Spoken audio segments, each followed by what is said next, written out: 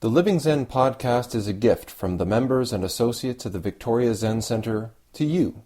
If you enjoy it, please be sure to let your friends know about Living Zen.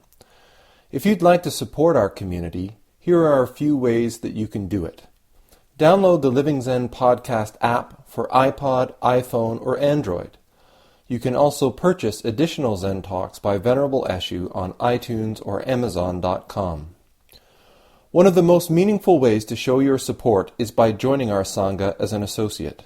Your commitment of $10 a month will ensure that offerings like the Living Zen podcast and our online e-Zendo will continue to be available around the world to everyone with an interest in truly living Zen. To become an associate, please visit our website at www.zenwest.ca and click on the membership tab. Thank you for your support.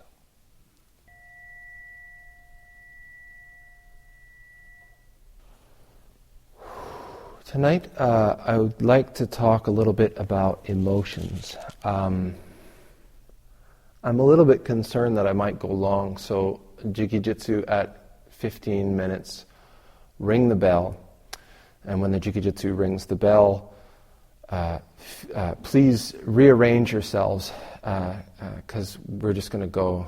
I don't want to sort of pinch myself too much with time. Emotions are a huge part of practice, whether we want to acknowledge them as such or not. A lot of the time, the reason that we come into practice is largely emotionally motivated. One of two ways. For some people, it's the case that we feel like there's too much thought or emotion. We're feeling too much, or we're too much in the thrall of our emotions. There's too many ups and downs. We feel out of control, and we figure maybe meditation will help us, or maybe some kind of professional or unprofessional, a friend may say, you're awfully emotional. Maybe you ought to try meditation. It'll calm you down. Other people come to meditation because they feel disconnected from their hearts. They say, I become cold or shut down, distant. And maybe a professional, or maybe just a friend.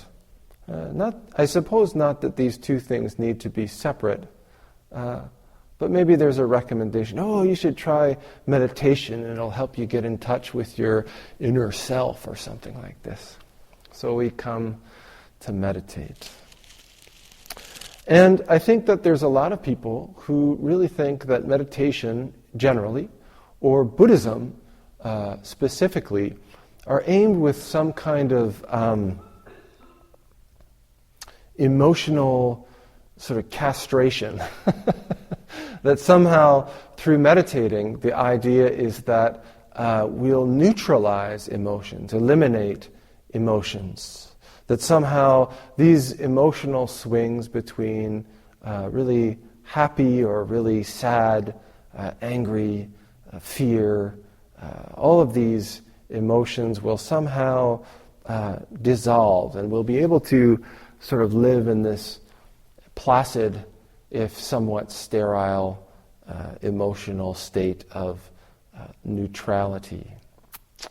Well, I'm going to have to stick a pin in that bubble and just say that the world of meditation practice, Zen meditation practice, is an entirely overwhelming experience of emotion. Emotions are not a problem. How we look at emotions, how we look at the emotions that we're having, and what we assume or impute upon ourselves based on what emotions we're having. This is the real problem. What emotions mean about us, or what we think that emotions mean about us, is where we really have a difficult time. From the time that we're really young, we don't really have these huge problems with emotions. When something scares us, We scream, and we cry. When someone is kind to us, it makes us very happy. When we lose something, it upsets us. We feel the loss really deeply. And we cry, and we moan its loss. And as we grow up into a society, into a culture, into a family, we find that there are certain emotions that are acceptable and okay. They're approved of to some degree, mostly quite positive ones, a smile, even a laugh. But in many cases, not even to any kind of degree of significance. A smile is okay in the right place, but certainly don't burst out laughing in public or anything like this. What about expressions of love? Public or otherwise. I know lots of people for whom, hugging their parents would be just obscene. And so, in spite of these emotions that are welling up as we're growing up, we learn that there is an inappropriate expression of them. When we're young, we get angry, we might just yell and slap whatever is making us angry. And we learn very quickly that doing this to our teachers that make us angry, or our employers that make us angry, or our partners that make us angry, it's just not appropriate and doesn't lead to the kind of results that we want to have. So we develop all these coping mechanisms in order to help us manage our lives almost in spite of our emotions. It starts really young when we're kids. We scrape our knee and we hurt ourselves, and our parents will, tell us, don't look there, don't look at it. They'll distract us. Here's a lollipop or something like this. Oh, a lollipop! Right? We forget what's happened, and we distract ourselves. And this seems innocent enough, but when we look at what's going on, when we look at the habit pattern that we develop around this is a form of mental distraction from our emotions. We feel something and we go, oh, this is kind of ugly and I don't want people to look at me like this or see me like this, or I don't want people to make judgments about me or think that I'm some kind of a crybaby or think that I'm a rage machine or think that I'm a scaredy cat or any of these things. And so we start to develop these kind of mental coping mechanisms, distractions. So when we get to later in life and we feel like, man, my mind is so busy, we always seem to assume that having a busy mind is just this really negative thing. But we never stop for a second and wonder why. Why is the mind gotten so busy? What's the mind so busy doing? Why is it so busy doing it? So we come and we say, oh, my mind's really busy and I need to sit down and do some kind of meditation to make my mind less busy. Oftentimes what's happened is that we've taken this habit pattern of using mental distraction to distract us from what we're feeling, and we just let it run. And the more emotion stores up and builds up, and bigger things, bigger hurts, bigger problems, bigger fears, bigger anxieties, bigger love builds up. And we don't know what to do with it. We're afraid of experiencing it. We're afraid of meeting it. We're afraid of acting on it. And so we do the trick that we learned when we were 4. And we come up with some kind of mental thing, a thought, fantasization, scenario building, puzzling over things. And we just add another method of this. And if it's really big, we can use, maybe television's great, or YouTube. That's another great distraction. Facebook, wonderful. And if it's a really, really significant thing, well then there's lots of substances that we can throw into the mix as well that will really impact our ability to stay mentally with it and create a bigger challenge for us. And all of this stuff creates this wonderful distraction from how it is that we're feeling in this very moment, what it is that we're experiencing. And a lot of the times when we feel things, we say, oh, consciously or unconsciously, we think, I can't handle this right now. I can't deal with this right now. I can't break down and cry right now or scream with anger right now, or I can't wrap my arms around this person and tell them how much they mean to me right now. I've got to keep it together. And I'll sort of deal with this at some later time when I can sort of let my hair down and relax. But I don't know anybody, I've never met anybody that then goes into their house and opens a little door and actually lets their hair down and then, begins to cry and laugh and dance around all at once. And if I did know someone like this, they'd probably lock them up because they'd be crazy. So we come to this practice of sitting meditation with this idea that we're going to quiet our minds down. And this is where we can really run into problems, because Zazen, this form of meditation, this form of practice in which we're just paying attention to our breath, we're just paying attention to the activity, what's going on around us and within us at this very moment, it's extremely effective. It's the most powerful tool for doing what it is advertised to do that I've ever come across in my life. And so often, after just a few short sessions of meditation, this experience of mental sort of calming, physical settling begins to take place. And people report, oh yeah, I had such a great night's sleep. Oh, the next day I was just so much more aware and so much more present in my life, so much more focused in what I was doing.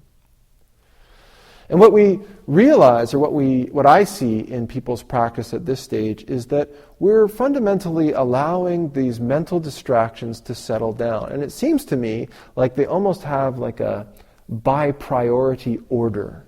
So basically we're turning off things that we're actually not using right now to distract ourselves from emotional stuff that lies under the surface. So we continue to sit, this meditation is wonderful, this meditation is wonderful. But eventually we get to this point, if we're consistent in our practice, where we start to hit a bunch of mental distractions that are actually engaged in distracting us from emotion, stuff that's going on within us. And then all of a sudden we start to feel, I'm sitting, and then when I get up, I'm cranky. Somebody says something and I bark back at them or something like this. And then this is a real turning point for some people, because they start to say, this meditation practice isn't working for me anymore. There's not much to this meditation. It worked for a little while, but now look at it, it's even worse than before. And I'm noticing that I'm having these sort of crazy kind of emotions come up in all different kinds of times in my life and inappropriate places, and I'm having a hard time actually controlling them. They're just sort of like bursting out of me. Or maybe we find that when I'm sitting, something comes over me, and all of a sudden I feel my heart palpitating, and I'm a little bit nervous, and like I'm scared. I'm going into kind of an anxiety response, and I don't like that. Meditation, there must be some problem with meditation. Sometimes when we're sitting, we can suddenly have this overwhelming, warm feeling of joy and love. We usually say, this is wonderful. Take it as some kind of big spiritual experience that's being brought down upon us by our glorious and pure practice of Zen meditation. Maybe we find that all of a sudden there's this grief bubbling up. We're thinking about things that happened a long time ago and just having a really hard time keeping our cheeks dry.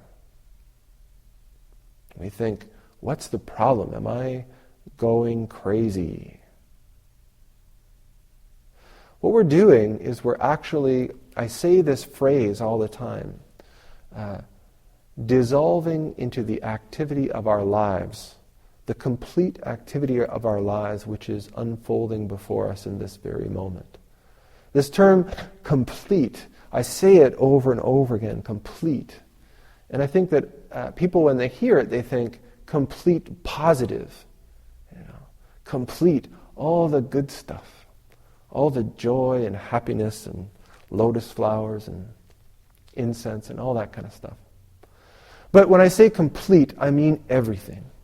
All the good, all the bad, all the births and all the deaths, all the joy and all the sorrow, all the successes and every single failure, at this moment are present with you as you breathe in and breathe out. And the practice of Zazen is to immerse yourself, is to allow this fortress of I that we've constructed to dissolve into this complete experience of what it is to live as a human being in this world, in this very moment. It's not all sunshine and daisies and lollipops. We lose people who are dear to us. We experience humiliation and embarrassment. We're scared to do the things that we know we really ought to do. And for our whole lives, we spend so much time and energy dodging it, dodging the fear, dodging the anger, dodging the joy, dodging the love, dodging everything, just to sort of keep going straight. So one of the things that I often say is that moment when you sit down in Zen meditation, the moment that you take up this posture is the later that you have been putting things off to for your whole lives. This is the time when we're going to address, when we're going to be with, that we're going to experience all of the stuff we haven't wanted to experience before. When we sit down to do Zen meditation, often we have this kind of agenda in our head. We say, I need to think about this, or I need to work on that, or I need to process this. And I think this is a really kind of a crazy way of going about Zen meditation. This is just making Zen meditation into something else to do. And when we sit down, our practice is to be. Our practice is to simply allow ourselves to experience the unfolding activity. One metaphor I like to use is it's like going into a movie theater and you have no idea what it is that's going to come up on the screen. No idea. Some days it's going to be a horror. Some days it's going to be a romantic comedy. Some days it's going to be a real tearjerker or an action flick, and you just have no idea. And sometimes they'll change the reel midstream.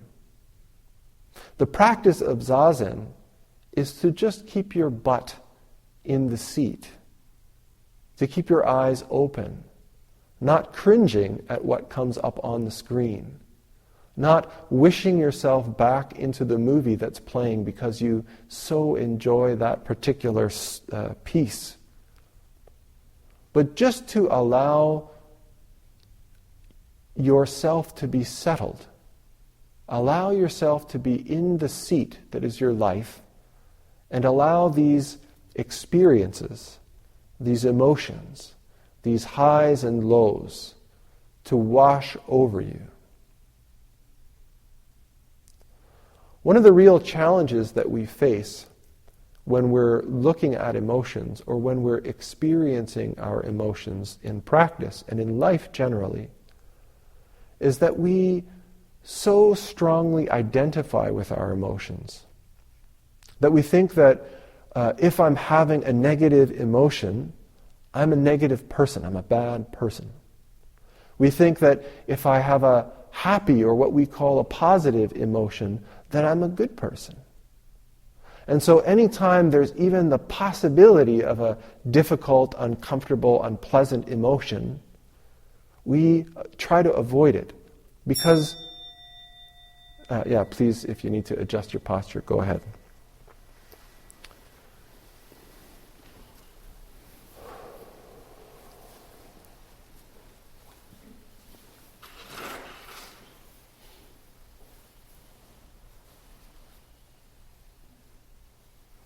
So as we start to sense, or as we start to feel something negative come up, we run away. We try to avoid it. Not because the emotion is such a difficult thing, but because we're afraid that if we have a negative emotion, that we become a negative person.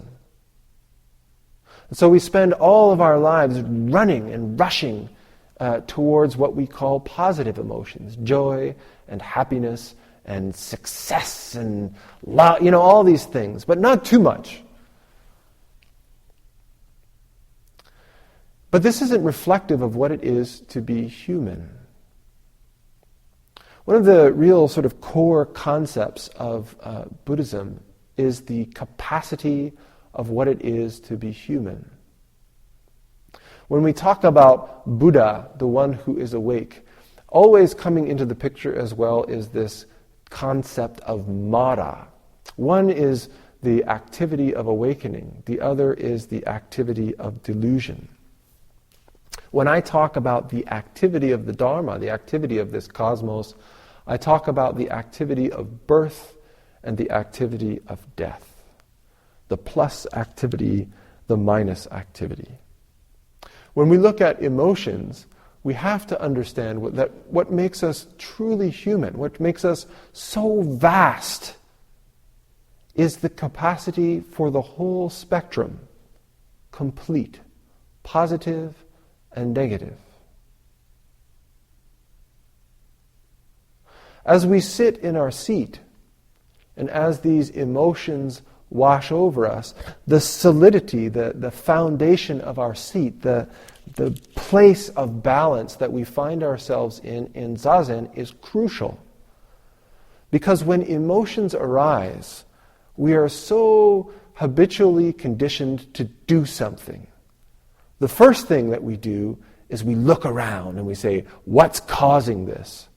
I'm angry. What's making me angry? I'm happy. What's making me happy? We're always looking outside for this responsible party for what it is that we're feeling. In practice, we don't lay blame. We accept responsibility for what it is that we are feeling.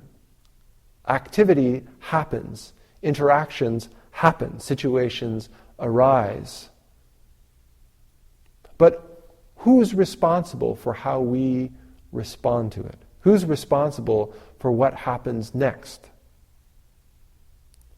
The stability of this seat, as I said, is crucial because in practice, it becomes about being with the emotion that's arising, experiencing it, feeling it, but not doing from that position of emotional engagement.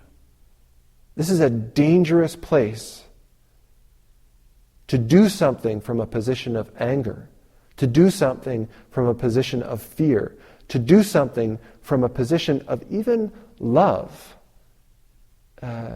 Can be a dangerous thing if we're not clearly balanced, clearly rooted at center. Clear that we're in an emotional state. Clear that we're experiencing strong emotion. Why do we do this stuff? Why would you want to sit and have all this stuff hit you? Why would you want to experience emotions in this kind of naked, raw way? One of the real benefits, I think, of Zen practice is that as you sit and as these emotions come over you, as you begin to feel more and more what it is to be human, you begin to realize that this fundamental truth that's taught throughout Buddhism, that which is of the nature to be born is of the nature to die, applies. Grief, anger, joy, they don't just appear and stay. There's a cycle. We can be sitting quite relaxed in a kind of neutral state. And gradually, this feeling begins to arise.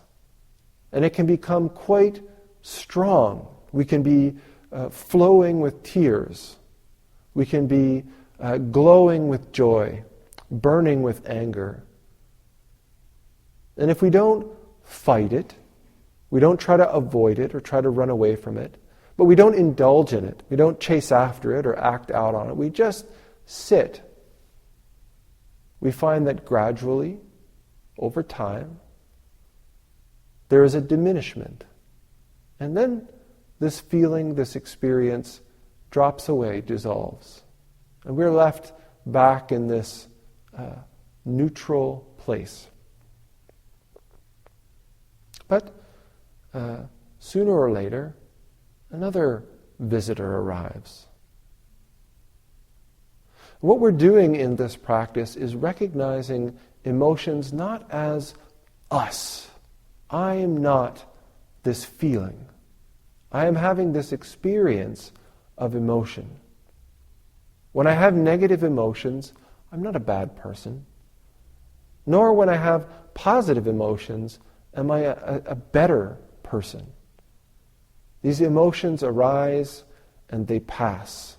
They arise and they pass. What happens then is that as we continue to practice, we become more and more aware of emotions as they arise in our day-to-day lives. Instead of fearing anger, instead of fearing grief, instead of longing for or chasing after joy and love and all of these things as being crucial to sort of being what I want to be, we're able to act as a truly human being, balanced. When difficult things arise, we don't avoid them. We don't resist them. We don't fight them. We embrace them as a significant part of what it is to be human. When we lose somebody who's close to us, we cry. We're sad. It's a sad thing. But we don't go so far as to feel that we ourselves are destroyed or that anything is destroyed. We can recognize that this is a feeling, and it might last a week, it might last a month, it might last a year. But we're not particularly concerned about its comings and goings because we know that there will be comings and goings. When we get the great job and we have the great salary and we make the great relationship, we don't make the mistake of fixating ourselves to those emotions and thinking that somehow because these things have happened, because I'm having these feelings, that I'm quantitatively somehow more or better. Because those positive feelings, and indeed the positive causes, if you like, the things that we're reacting to that make us happy, are also arising, existing, diminishing, and dissolving. When something funny happens, when something wonderful happens, we clap our hands, we laugh, we embrace. It's wonderful. But when they pass, we don't chase them. We don't cling to them. We don't fixate them, feeling as if we're losing ourselves when we lose the feeling, when we lose the situation, when we lose the position. This is difficult stuff because it's not enough for us to understand. We can understand. I can talk and talk about emotions coming up in practice, about fear or anger coming up in practice, and about how it's really easy when emotions come up to stick them to something. I'm the stickiest man in the room sometimes when anger and fear come up. I can be so nice when people start practice, but when anger comes up or when fear comes up, the man in the black robe becomes a really convincing candidate as the cause. It's his fault. And when you're in the grips of those emotions, it's not easy to say, oh, this is just feelings coming up. This is just old stuff coming up, and I'm angry right now.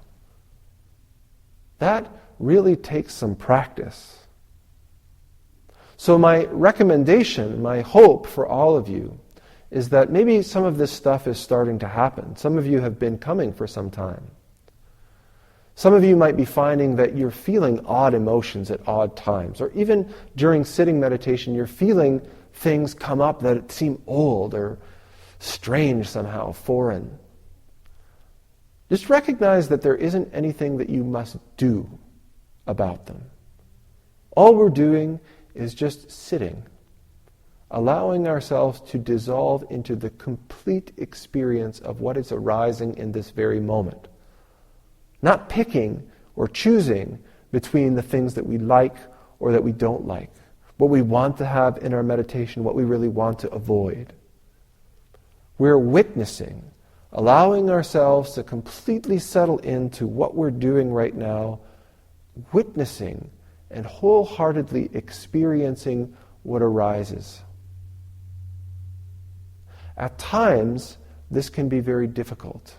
This can be very uncomfortable. But as we continue with practice, older stuff comes up and we experience it. We let it go. And we find that more and more through practice, these old, compressed experiences and emotions diminish. The pressure of them, just through the practice of feeling them, diminishes. And what we find more and more is that when something makes us angry, in this moment, when someone offends me, when somebody does something that I don't like, I'm able to feel anger just in that moment. The anger from that boy in grade 4 that took my stuff doesn't come up anymore. And just like a wave, the anger is able to pass. When we're with someone that we care about, we're not distracted by old feelings. We're not distracted by old unfinished business. We're more and more able to actually be with that person when we're with them. We're able to laugh together. We're able to cry together. We're able to enjoy one another. This practice, when I talk about being able to manifest fully, wholeheartedly, in the unfolding activity of our life, this doesn't just magically happen. This isn't just a matter of, sit and be a good Buddhist, and one day you'll wake up and you'll be able to perfectly manifest harmoniously in the unfolding activity that is your life.